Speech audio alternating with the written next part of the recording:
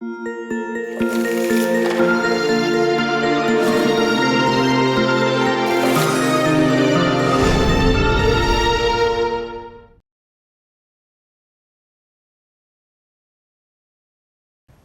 接下来一节呢，我们要开始新的东西。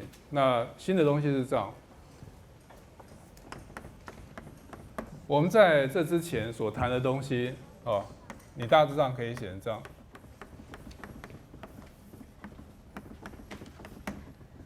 就是我给你一个函数，我现在要用一个比较好算的东西去逼近它。那我们刚刚选的是多项式，不是刚刚，就是我们这一阵子选的是多项式，那我们称为泰勒多项式。然后这边是它的误差，我们对误差也有所控制所以呢，就得到一个非常好的例子关于你针对一个特别的函数呢，我可以用一个可以算的函数去逼近它，而且我知道怎么控制它的误差，以至于呢，我甚至有很好的情况，就是某些函数我可以好好的把它表示成比较像多项式的函数，使得它的所有计算都很好算。那我们在下面这一堂课呢，是要提一个比较简单的。其实你以前也知道的关于这种东西的一个做法，也就是说，你如果不用泰勒多项式，那其实你还有别的方法可以试着做这件事。那这个方法呢，我们称为差值法。那你一想到差值法，你就觉得好像很无聊这样子但是我们稍微看下去它也不是完全这样。那差值法其实比较常用到的跟这个地方呢，其实有点不一样的是这样。差值法是一个更原始的关于这种等式的想法。那如果你这个函数已经知道，假设你已经知道比如说这样差值法其实因为你们大家都知道，所以我稍微解释一下好了。假设你去做实验你有很多数据，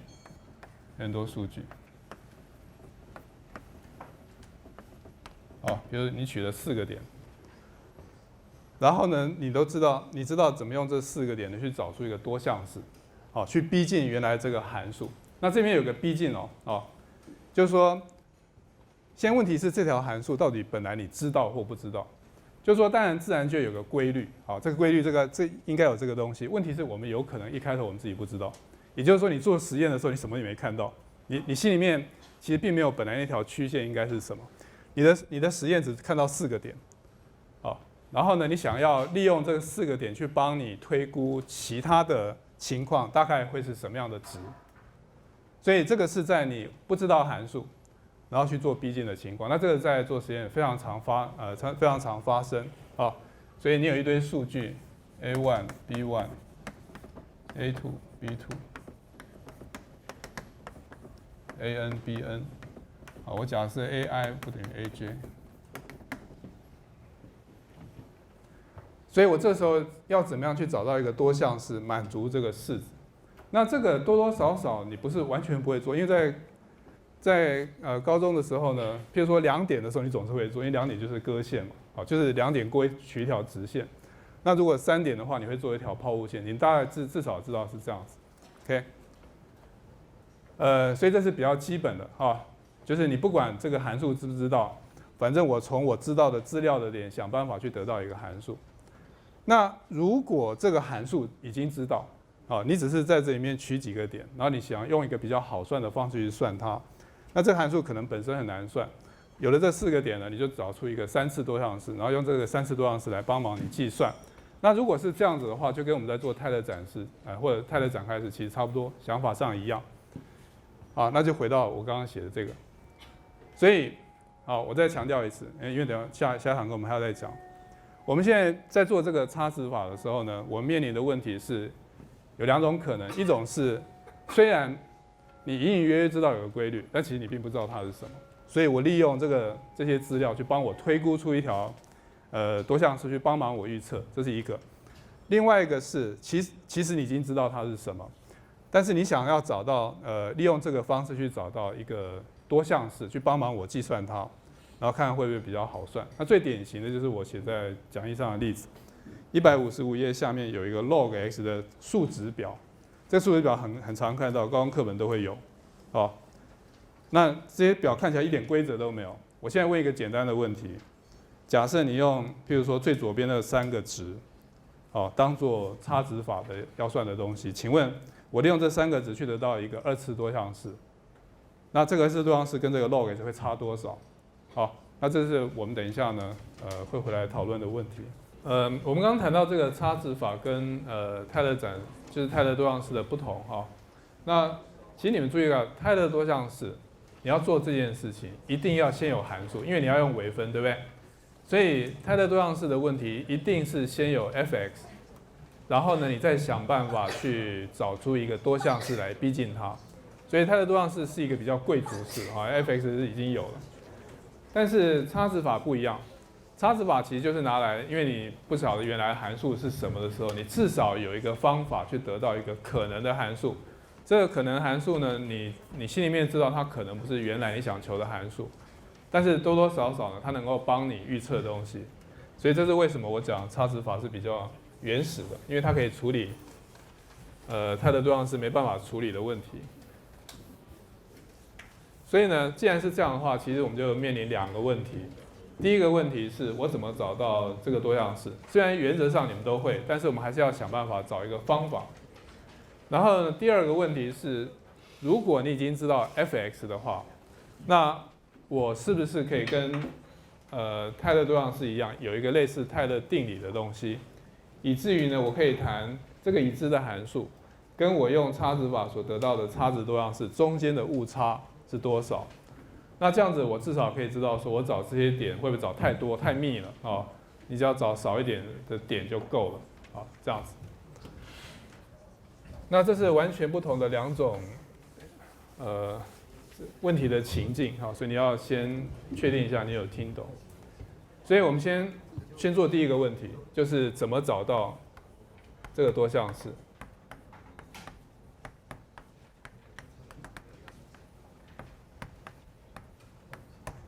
好，假设我有这个资料，然后呢 ，ai 不等于 aj，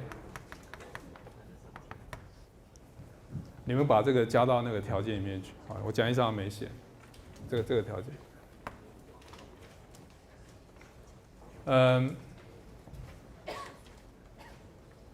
这当然有一个方法可以做，因为这有 n 个点，那你有多项式，所以表示什么？这表示这应该是一个 n 减1次多项式，因为 n 减1次多项式呢，刚好有 n 个系数，所以呢，你可以假设这个多项式是 a1x an xn 次方加上 an 减1，对不起 an 减1 n 减2 xn 减2次方加点点点加到 a1 x 加上 a0。对，假设是这样子，然后呢，把这个带进来，然后得到 b1 等于 an 减1，你们不要抄哈，我没有要你们这样做，写到这边，我只是要强调，这些是你不知道的未知数，然后你带进这个 n 个点以后呢，你就会得到一个非常大的方程组，是一个有 n 个式子的 n 元1次方程组，可想而知非常难做。虽然你们可以用高斯校区法慢慢的做，慢慢的做，但是呢，想必是非常难做，这是一个。那关于这个呢，有一个意想不到的方法呢，是我们写在习题里面，你们在高中已经很清楚这个事情，就是在习题的习题5.9，就是拉格朗日差值多项式，这一下子把它一写，全部都写出来了，非常非常的快。OK， 我要做的呢，刚好在中间。OK， 因为我希望有一个形式，这个形式呢，让我在处理第2个问题的时候，它可以帮忙我做类似泰勒定理做的事情，因此我可以顺利的把这个误差把它估计出来。好，所以我要做折中，我不做这个方法，但是我也不用拉格朗日差值多项式，我要做一个类似泰勒多项式的东西。那这个方法通常叫做牛顿差值法，这是牛顿。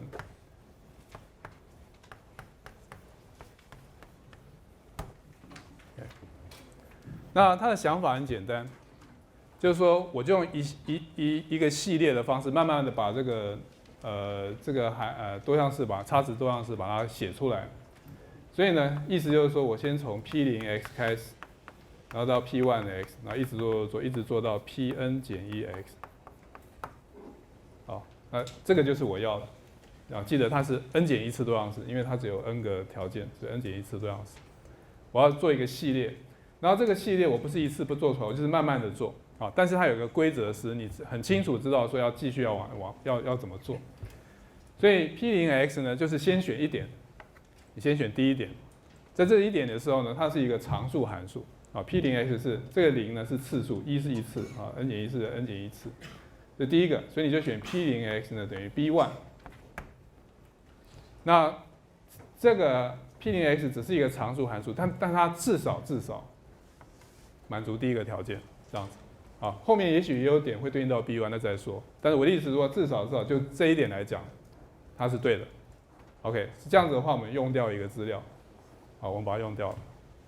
然后 P1x 呢是下一点，啊，虽然你很清楚这是割线，不过反正我们就依照牛顿差值法的逻辑来想。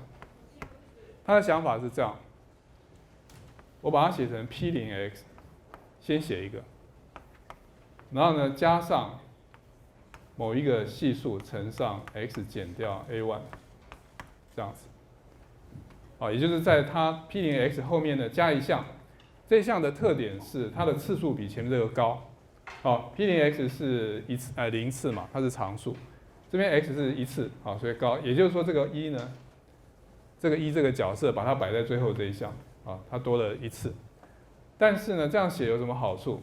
至少哦，这个因为我等一下还要用到，我这边把它擦掉。至少你可以看到 P1 A1 等于 P0 A1 加0。你选这个的目标就是因为它是0，把它写下来。但是 P0 A1 我们刚刚已经在前面已经有了，啊，它是 B1， 所以它满足第一点。所以 P1x 呢，它第一点带进去也对。然后第二点，你让这个 lambda1 这个还待定，这还不知道是什么的。这个数呢，你去取一个数，使得这个 P1A2 呢会等于 B2。好，这个条件会告诉你 lambda1 是什么。那我们来试着做看。好了 ，P1A2 等于啊，因为 P0A1 是 B1， 所以加上 lambda1 B A2 减掉 A1。好，有没有 ？P1x 在这里，这个式子。所以你现在 x 带进 A2 以后，我现在写下来，就是这个样子。其中 B1 是因为前面 P0x 等于 B1 的关系，有这个式子。所以你得到 lambda1 呢等于 P1 A2 减掉 B1 除以 A2 减掉 A1。哦，我一直都没有写这个，对不起。这边。因为我知道 P1A2 呢，它本来带进去要等于 B2 嘛，因为你要带这2个点，啊 ，P1x 要满足这2个点，所以呢，这个等于 B2， 这样子。好，好，我再讲一次。你现在找这个新的这个多样式，你希望它从你原先造的第一个出发，然后再加上这一项，然后它要满足这2个式子。然后这第一个式子呢自动满足，啊，在你这个写法里面，所以重点是第2个式子，你要全部把它带进去，那就得到这个等式。从这个等式呢，你可以得到 lambda1 等于 B2 减掉 B1， 所以你就得到 P1x 等于 B1 加上 B2 减 B1，A2 减 A1， 好，得到这个式子。那这没有什么，因为这就是割线方程啊。就是我给你2个点，请你找一个1次多样式，那答案就是这个，所以这就是割线，这是你熟的东西。那但下面比较有趣的是，你要把这个程序再往后，啊，所以譬如说你在下一步应该要找到一个2次多项式啦，但是呢，我不用就是解一个2次多项式的方式，好，我直接用这个继续往下做。所以我们再看 P2x， 按照我刚刚的逻辑，我把它写成 P1x 加上某一个数乘上，那乘这个东西有一点学问，哦，就是你要让它写的呢，它可以自动的满足你前面要的式子，所以它其实写起来是这个样子，哦，所以这跟普通的那种多样式一次把它乘，在这边写次方不一样，啊，它是写成这样子，这样写的好处马上就可以看到，啊，譬如说 P2x 呢应该要满足前面3个，就是说，假设这边还有 A3、B3，好，我现在要满足前面3个。那你现在写成这个样子以后呢，至少 P2A1 等于 P1A1 加0，对不对？因为这个地方你把 A1 带进去等于0了嘛，所以自动得到 P1A1。但是 P1A1 呢，我们刚刚已经讲它等于 B1。P2A2 等于 P1 带进 A2， 这边也是0，也是加0。但是 P1A2 呢，它本来就满足 B2， 这是你当初做 P1 的时候本来的条件，所以这两个都是自动满足。所以唯一你不知道的就是 lambda2 是什么，好，所以你在写 P3A3， 然后这是 B3， 这个等于 P1A3 加上 lambda2 A3 减掉 A1，A3 减掉 A2， 所以 lambda2 呢会等于 B3 减掉 P1A3。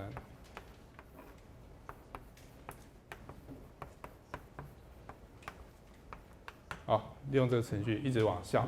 我并不是说我要得到 lambda n 一般的式子，我完全没有这个意思。哦，也就是说，这个 lambda n 一般的式子，我顶多就是写到这样，因为这个是比较明显，它一定要满足的式子。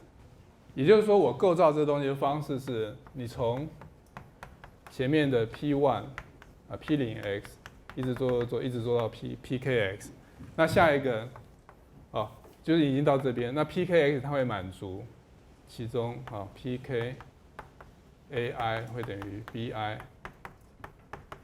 呢从1、2一直到K 加1，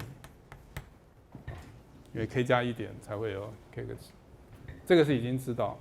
然后这个时候呢，你现在做 PK 加 1x 等于 PKX 加上 lambda 的 K 加1 x 减掉 A1 x 减掉 A2 K 加1。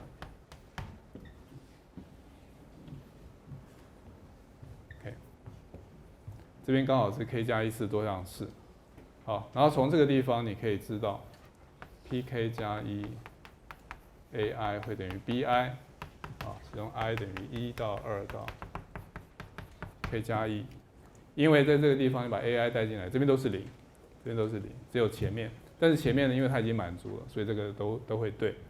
然后最后一个就是 pk 加1，应该是这样写，好，接下来最后一个应该是说。lambda k 加1等于 pk 加1的 a， 下一个 k 加2减掉 pk 除以 ak 加2减掉 a1 ak 加2减掉 a2。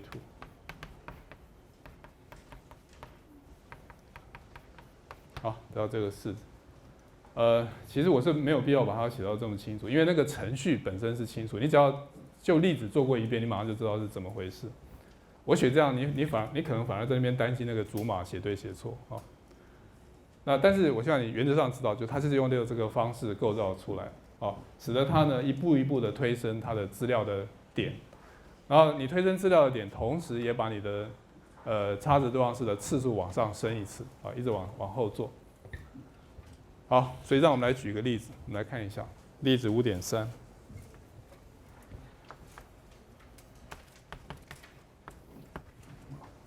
就是说我们要求过00点、11点、20点、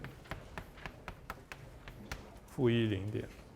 好，假设我们要求这个差值多项式00、11、20。-10，好，这4个点长这样。我说，请你找个多项式，你还真的不知道是什么。好，虽然看起来，这个题目其实还好，因为它有很多0，所以你可以先设那几个0。好，这个相对来讲比较简单。不过这也就是我为什么我选这张例子，因为它也比较好算。看一下。好，那。这个资料的排序跟结果没有关系哦。好，我先提醒各位，我给你这个4个点，你要找到一个3次多项式，当然是唯一决定。好，但是你如果用牛顿法，因为这边的排序啊，这排序有多少种？排序有多少种？啊，就是这几个的顺序，资料的顺序，只有4阶层种，对不对？因为你要哪一个要排前面，哪一个要排后面，总共有24种。这24种写下来的多项式的样子啊都不一样，但它们都彼此相等。哦，我只是强调它会不一样，所以这个很难改啊。好，我们来做做看。我们现在就依照这个顺序来写。我们这样写。所以第一步，所以 P0x 就是0，因为它第一个就是这边，所以它第一个。然后 P1x 等于 P0x， 其实因为这是割线，好，算了，我假装一下 x，x 减0，所以是 x。是 lambda 1， 所以这个地方你带进去 P1 1，这个要等于1，然后呢，对不起 P0x， 那因为这是0加上 lambda 1乘以1，这个是代，对不起，我这边有代 x 等于1，就得到这个式子，因此得到 lambda 1等于1，所以 P1x 等于1乘上 x 加上0，所以等于 x。这你早就知道答案，好，因为你只有这2点，当然只有 y 等于 x 嘛，好，当然是这样。下一个其实也还算简单，因为这就是这个 P2x， 所以它等于 P1x 加上 lambda 2 x 乘上 x 减1，好，那这样写。那这样子的话，保证至少前2个资料带进去都是对的，你可以检查一下。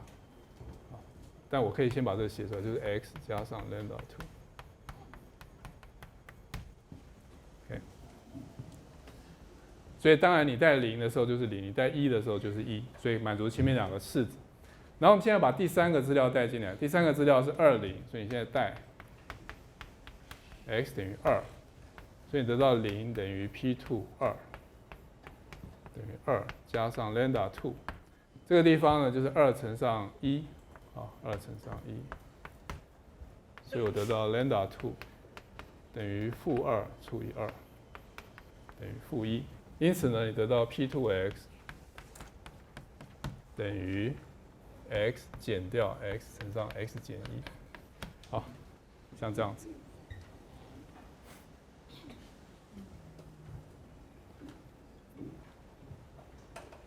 好，这是再到第3个点了。我们现在在最后一个点，所以最后一个点是 P3x。那这次我直接写，这边应该是 P2x， 我直接把它写进来，减掉 x 乘上 x 减1加上 lambda 3 x 减1 x 减2。好，我把它写成这样。好了，那前面几个都没问题，所以最后一点，所以是0等于 P3 -1，这个要带进去，就是-1，这是-1乘上-2，所以减掉2，加上 lambda 3，-1 -2 3 ，OK， 所以呢，我们得到 lambda 3等于3除上-6。-1/2，所以 P3x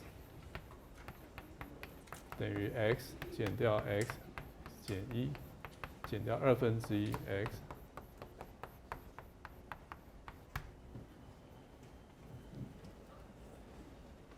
好，所以这就是我们的差值多项式。好，答案是这样。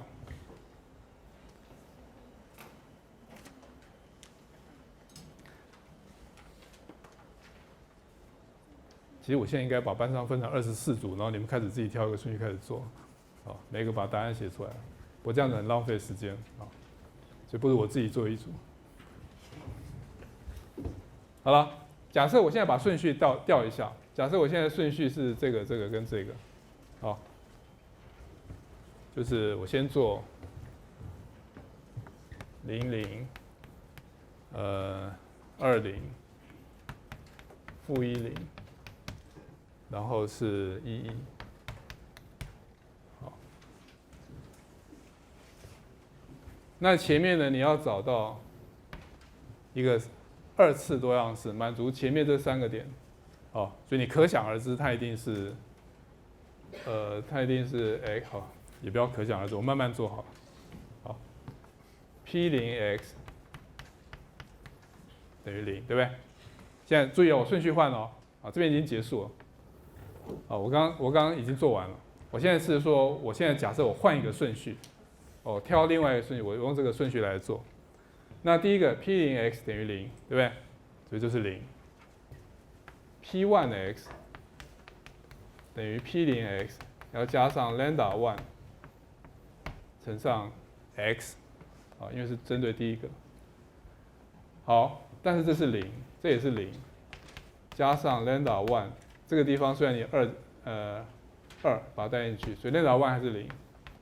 哎，所以你注意到 P1x 还是0 ，OK， 并没有因为它高了一个地方它就是0，哦，因为你现在再仔细想想看，其实这个非常合理。因为假设你不看最后一个，你只看前面这3个资料，你心里面会以为什么？你会以为这个函数就是0嘛？好，所以你后面这个其实也不用算了，啊，其实也不用算，反正 P2x 一定也是0。OK， 所以3个都是0，所以到这个地方呢 ，P0、P1、P2 其实全部都是0。虽然它号称是一个2次多样式，但是事实上只是0而已。啊，这个没有任何问题。好，因为2次多样式我们并没有说它的首样系数一定要是那个，对，所以它还是0。所以呢，到这个地方，我们只要看 P3x 等于 P2x 加上 lambda3 x 减2 x 加1，好，注意顺序，就是这个已经到了这个位置，所以我现在要这样写。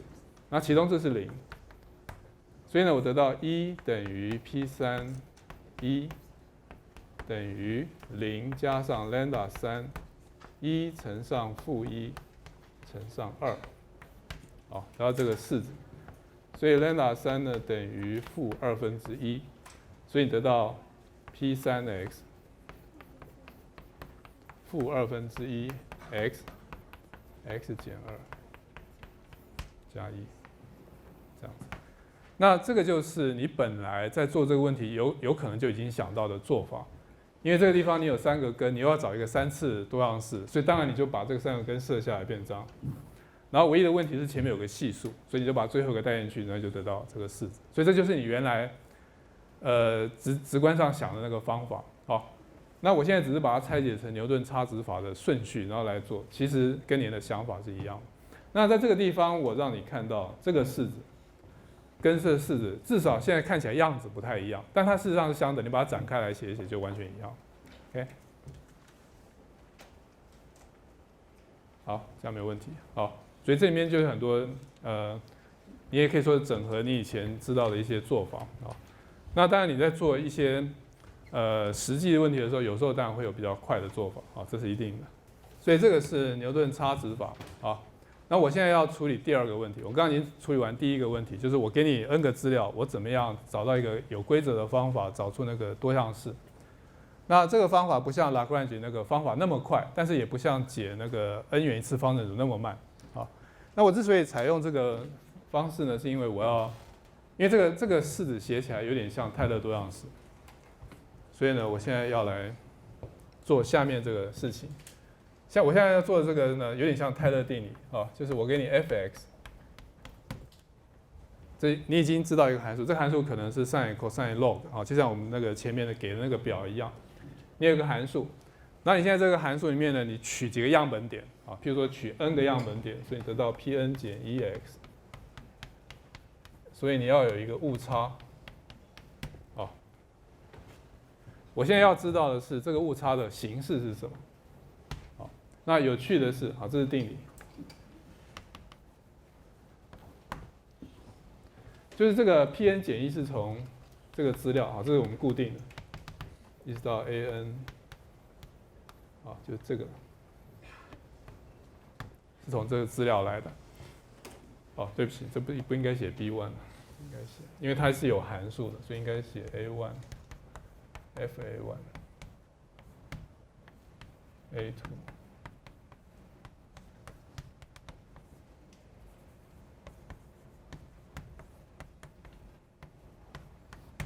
好，是这样子。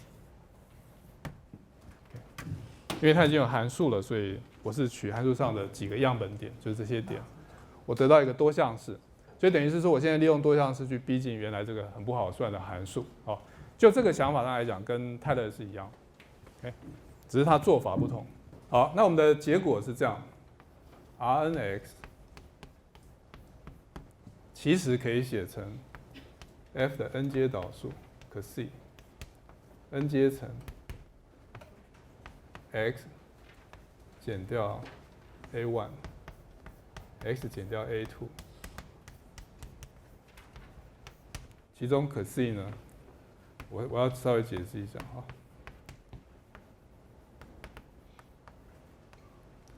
这个地方，我不妨假设，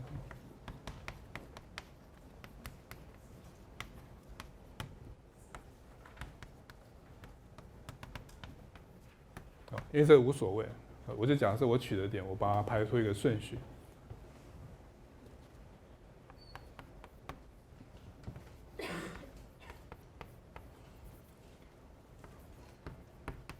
我等一下再解释下面这个。好，我们先看。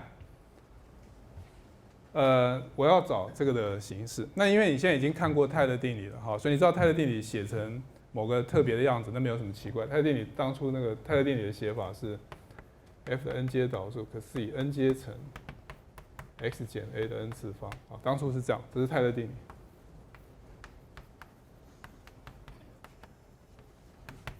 那你现在注意到这个写法跟这个其实非常非常近，好，也就是非常非常的相像。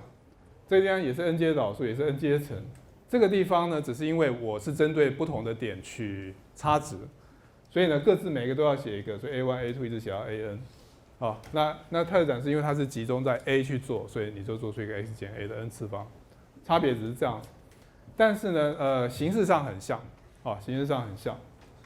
那我现在再来解释这个可 c， 好，就说它是在什么范围，这两个东西到底是什么意思？那这两个符号呢？这个 min 是 minima 的意思，就是比较小的，就是 A1 跟 x 比较小的那个。这个是 AN 跟 x 比较大的那个的意思。那反正总归一句就是这样子。因为我刚刚已经假设这个，所以 A1、A2 到 AN， 好，先这样子。然后我不是有个 x 吗？我这边有个 x， 好，那 x 可能在哪里？比如说，如果 x 在这里。那可 c 这句话的意思就是说，这样子的话，可 c 就在 A1 跟 x 之间，就最大的范围。好，那其中因为这个地方 x 比 AN 大，所以 AN 跟 x 比较大的那个是 x， 所以这边如果写起来就变成 x 大于等于可 c 大于等于 A1 的意思。那如果 x 呢不是在那边 ，x 如果在这里，那可 c 就会大于等于 x 小于 AN， 因为 A1 跟 x 比较小的那个是 x， 这样子。因此它也可是也就从 x 到 AN 也是在最大的那个能够想象的范围之内。那如果 x 呢在这中间，那就无所谓了，哦，那就表示它的范围就是在 A1 到 AN 中间，因为 x 比 A1 大，所以比较小的是 A1， 因为 x 比 AN 小，所以比较大那个是 AN， 所以它就在那个范围。所以几何上是很清楚，就是说你把 A1 到 AN 这些点排好，然后看你有兴趣的 x 在哪里，你把它丢进去以后，那就看大家能够取到最大的范围。那可 c 就一定在那个范围之内就对了，哦，不会乱跑。这个证明在写上面有一个两难，啊，我今天决定跟这个讲义稍微有点差异。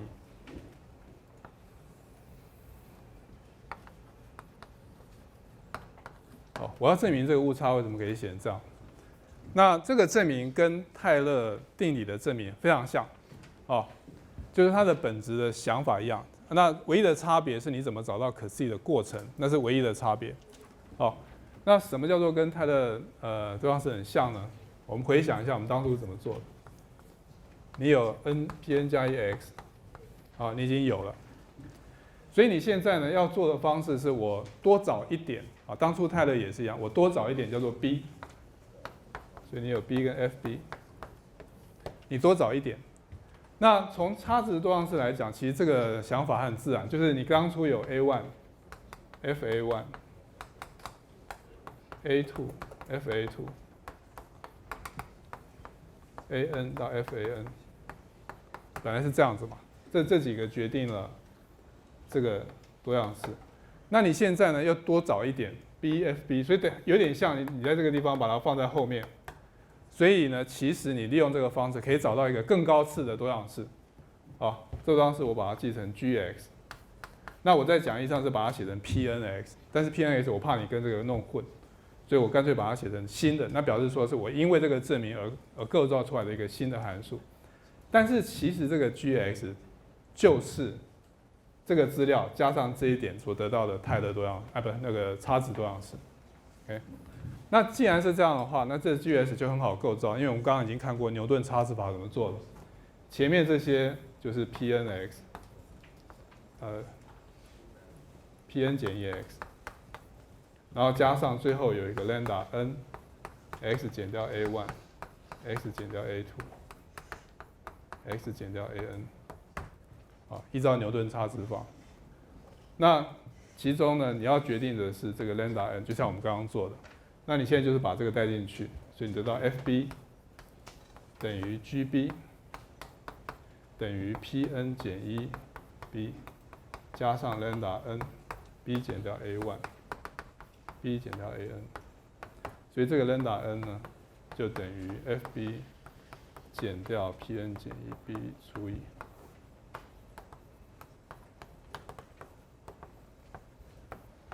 好，所以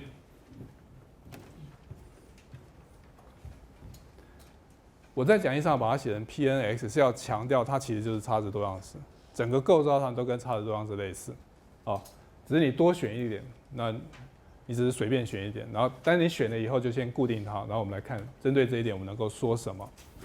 那你现在这样子之后呢，所以我现在构造的新的差值多项式又多加一点，所以现在变成 n 次多项式了，好，现在变这样。好，然后现在模仿泰勒定理的证明。我现在有两个函数，一个是原来的 fx， 一个呢是新的这个有 n 个点相同的差值多项式。我现在令这个多项式是这样，所以因为好，这个我画个图。我在写的证明，我不妨假设哈，我假设 an 小于 b 好了。我假设 B 最大好了，那其他证明都一样，类似。好，你等下看一下证明的想法就知道，其实都一样。所以 A1、A2、A3 一直到 AN， 然后这边有个 B， 写在这里。好，数线上有这么几个点。你现在在这个地方，因为它是差值多项式，所以你知道 F 的 A1 等于 F 的 A2 等于 F 的 AN， 而且也等于 FB， 全部都要等于0。至少在第一阶段，这个一定是对的，不然什么叫差值多项式？你当初找这个差值多项式的意思就是这些资料要跟原来的函数都一样，才叫差值多项式。所以在最开头这几个一定全部都是0，这样子。好，因为它在那些点彼此都一样。所以呢，就这个函数来讲 ，fx， 好。假设我在这边画 f(x) 这个函数的话，你会发现它这一点有0根，这一点有0根，这边都是0，这边都是0。那既然是这样子的话，从 Rolle's 定理，你就知道这两点中间有一个点使得那个大 F 的微分等于0，对不对？所以呢，我们仔细写哈，所以你可以找到 f 看 C1 等于我这边多写一点啊 ，FA2、FA3 等于 F 看 C12， 一直点等于到这边 F 看 C1， 我看看，这是第一点、第二点，所以这第 n 点，这要等于0，这是因为 Rolle's 定理。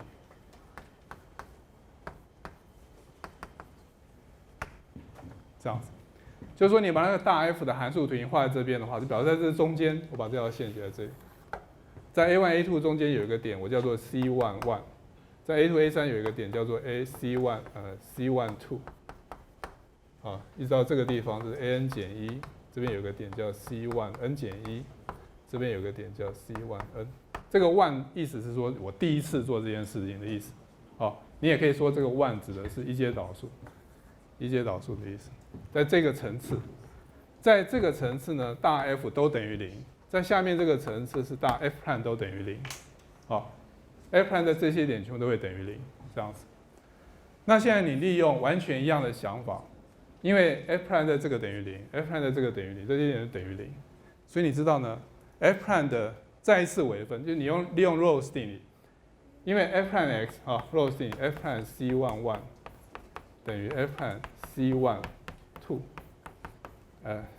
对 C12 等于0。假设这样子的话，从 Rolle's 定理你知道有一个点，我叫做 C21，它带到它的二阶导数会等于0，这是 Rolle's 定理。就是我现在针对一阶导数来做，然后你现在用 Rolle's 定理在 F prime x 上面的话，你发现在这两点中间又有一个 C21，然后这边有个 C22，一直到这里，这个是 C2N 减1，使得呢 F prime 全部都等于0。我再写一遍，用 Rolle's 定理。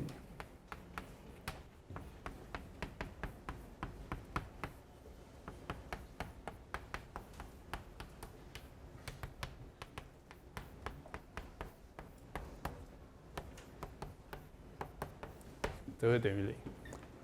OK， 本来总共有 n 加1个点，你每做一个过程就少一个点，所以变成只有 n 个点，到这边只剩下 n 减1个点，所以这个过程终究会结束，你就一直按照这个过程一直往下做。这个因为 f prime 等于0，所以这中间又有一个点叫 C31，使得三阶导数等于0，这样子。所以我们这样用这个方式一直往下做，所以做到后来呢，我得到 f 的n 加1阶导数好了，c 的 n， 对不起 ，n 减1，对，第一个，然后等于，我看我要做到哪里？做到这里 ，cn 减1第二个，顶多只是这边的数字判断错误。这个意思就是说，我做到第 n 减1次的时候，只剩下2个点了。我看对不对？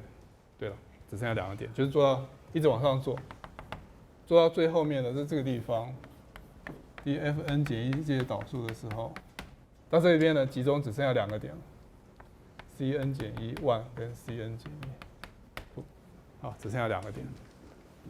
因为你一路少一个点，少一个点，一直往上做嘛，到最后只剩下2个点。所以在这2个点中间还有一个数，我把这个数叫 Cc， 它会等于0，就这上头还有一个点，最后这边是 Cc， 但它其实就是 Cc 就是 Cn1 了，但是我想你们宁愿写 Cc 吧，写成这样子，所以到最后有一个点，它满足这个式子。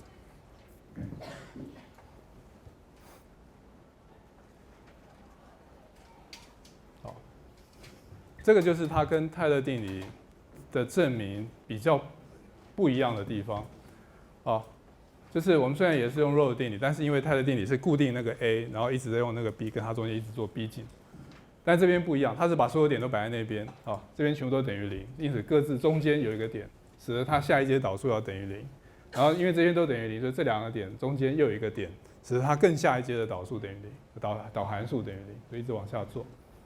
好了，所以我们最后得到这个式子。那我们先来检讨这个式子。这个地方我讲义上写的有点不对，也不是不对了，那个式子看不出是什么意思。你们可以看一下159页的1、2、3、4、5、6、7第7行，就是我要开始计算 fn 阶导数 Cc 的时候，下面那个式子把它划掉，就是 fn 阶导数 Cc 等于。再过来就是等于的这个式子把它划掉，因为这个式子不晓得写什么，后面那个是对的。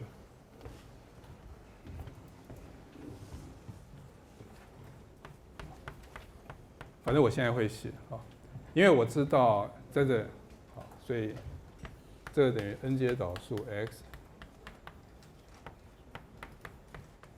好，我又知道这件事情。那我们现在来看，主要是这一项 n 阶导数啊，所以是 Fn。好，我们现在来看这一项。Gx 是什么 ？Gx 呢，依照这边看，你是一个 n 次多项式，好，它是一个 n 次多项式，所以呢，它的 n 阶导数，哦，还记得吧？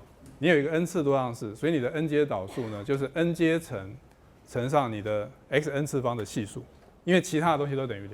好，譬如说这个是 Pn 减1 x， 这个次数只到 n 减1次，所以当你做 n 阶导数的时候，这边就全部都等于0。好，那这个虽然很复杂，但是你只要记得那个原则，就是你是 n 次多项式，你做 n 阶导数的时候，你只要注意首项系数是多少，然后再乘以 n 阶乘就得到答案。但是这个地方首项系数就是 lambda n， 哦，所以这个就等于 n 阶乘上 lambda n。这个都是对的，一般来讲都是对的。好，但是因为你有 c 等于0，所以我得到0等于 Fn c 小 n c 啊 n 阶乘，然后 lambda n。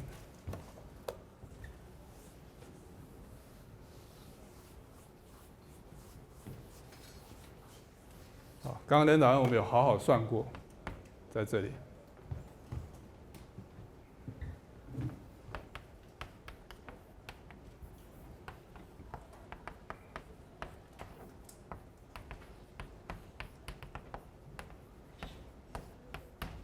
得到这个式子，因此呢，我们就得到 Fb 减掉 Pn 减 1b 等于 Fn 阶乘 c 除以 n 阶乘。好，就写出来了。所以现在如果就是说你先有了 a1 到 an， 那现在再取个 b 的话，那 Fb 呢用你刚刚用前面 n 个点所找出来的差值多项式，两个的差可以表示成这个样子。好，那因为 b 是任取的，虽然每次取我们一取完就固定，但是从结果来讲，因为 b 都是任取的，所以我可以把这个 b 换成 x， 换成 x 呢就得到我最左边要证明的式子，就是那个定理。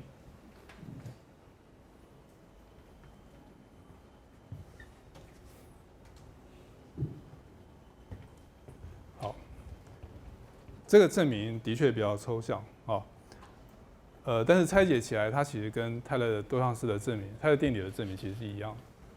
OK， 它只有在这一步手段略有不同啊，只有这样而已。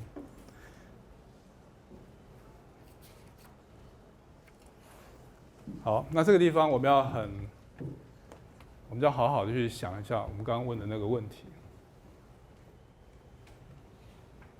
哦，我可能要解释一下这件事。你注意到我们刚刚取的这个方式啊，哇，我刚把它擦掉，就是你刚刚的点是从 A1、A2 到 AN， 对不对？那你刚刚是假设 B 在这边，所以呢，每次都是取这两个中间，这两个中间这样，因为你每次取的方式都是那两点中间，所以反正不管怎么样，到最后剩下的那一点，一定是落在最左边跟最右边的中间，那就是那边那个范围的意思，好。那如果 B 是在中间，那就更没有问题了。B 如果在中间，反正就这边有一点，这边有一点，反正到最后呢，所有的点都在 A1 到 AN 的中间，一直往内夹，一直夹到可 C 在某个地方。但是不管怎么样，可 C 一定在 A1 跟 AN 中间。好，那就是我们刚刚最左下角那个式子的意思。现在让我们回到我们前面讲的例子，例子 5.4。但是例子 5.4 其实是从习题 5.3 来的。好，习题 5.3 是什么呢？你注意到我们前面有一个 log 的表，啊 ，log 的表。习题 5.3 是说你利用 log 这个表，啊，就是2对应到 0.6931，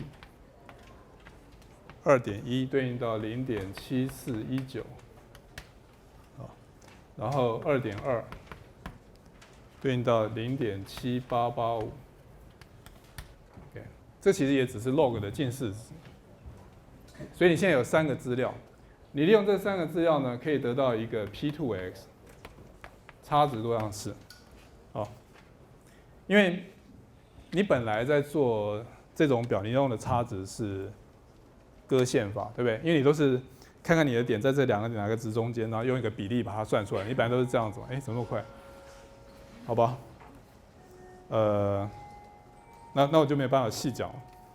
所以我的意思是说，假设你现在不是用两个点中间的值，好，假设我现在取最前面的3个值在这，然后我利用这3个点去构造一个二次多项式。请问这个二次多项式到底误差会好到什么地步？所以这就是例子 5.4 讲的。好，那我把这个基本上写一下，在这边我会找到 P2x， 那这个答案其实有写在。好，这个我就不重复写，因为有点啰嗦啊。你会看到很多小数，但是不管怎么样呢，从刚刚的这个定理，你会得到 f(x) 减掉 P2x， 好，会等于3阶导数 c， 除以3阶乘 x 减2 ，x 减掉 2.1，x 减掉 2.2， 好，得到这个式子。其中呢 f(x) 就是 log x。所以这个3阶导数其实是它1阶是 x 分之1嘛，所以2阶是负 x 平方分之1，3阶是2倍的 x 3次方。好，所以你对不起，等一下，3个点，二次多项式。好，对，好，所以在这个地方呢，我们得到这个式子。然后你可以，因为可 c 呢，我题目里面是2到 2.2 中间，所以可 c 是大于等于2，小于等于 2.2， 所以这个式子你把它带进去，就是这个地方，可 c 的3次方分之1呢，它会小于等于8分之1，大于等于 2.2 分3次方分之1，这样子。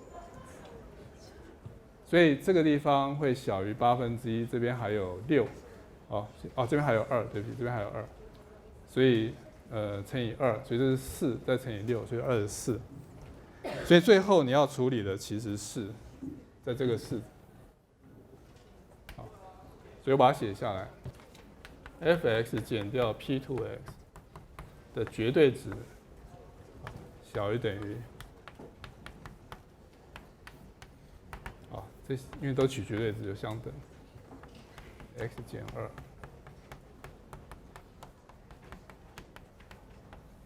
绝对值，然后呢，这个式子我们刚才已经讲，它小于这个是在这边，所以是4分之1乘以6，所以24分之1，再乘上 x 减2，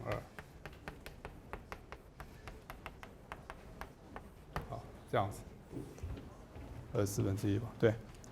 所以有个习题就是事实上我在课上也不会讲，请你们证明这个的最大值是9分之2根号3除以1000，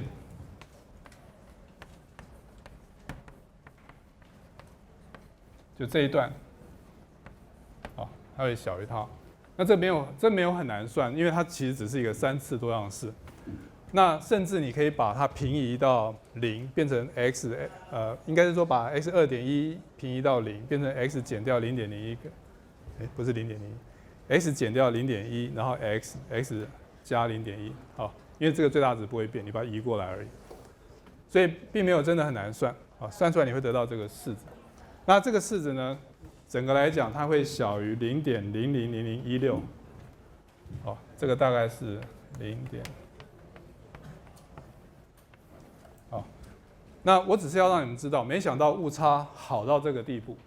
因为你看看我们前面那个表那个表都只有到4位，那你现在找的，我随便找的前面3个点，找了一个2次多项式之后它的误差小到这么小，所以怪不得如果你真的有去做前面那个习题，但当然不可能，因为我们刚才讲，假设你真的做刚刚那个习题的话，你就可以对照那个习题里面你看到 log 那个表里面的所有的4位数的那个值，其实全部都可以用这个2次多项式就算出来了。我的意思是说，你虽然总共有30个点，但是你根本不用算30个点去把那个值算出来。事实上，你只要用3个点找出一个2次多项式，你就基本上已经得到所有的逼近值。这是我要做这个的意思。